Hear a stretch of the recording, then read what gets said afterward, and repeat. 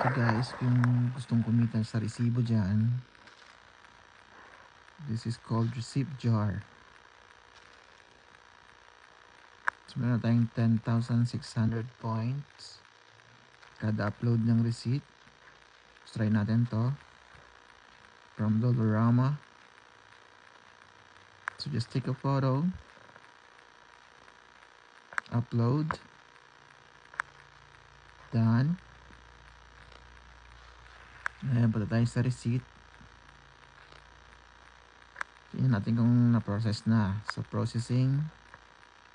So I have the old receipts here that already got points. It depends how much you spend, then you will get the points, 10, 20, like that.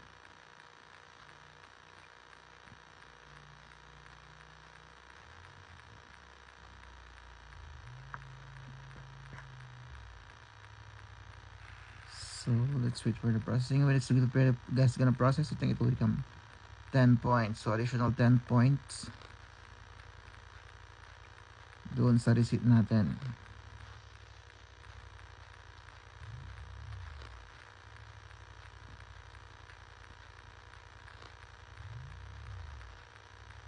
So kung mas madami kang receipt, mas madami kang points.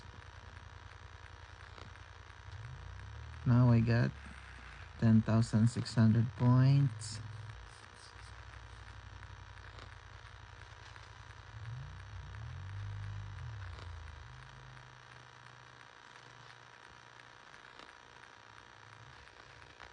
So yun, ito na yung points ko. Yan yung code ko if you want to so ito kung sa pwede mo siyang i-redeem. You got Boston, Foodland, Home Depot, and many more. Walmart, Winners, PayPal, Amazon, Visa Prepaid. Kasi ito yung mga na-redeem ko na. So total lang na-redeem ko is meron akong 20, 20, 10, 20. It's almost $50.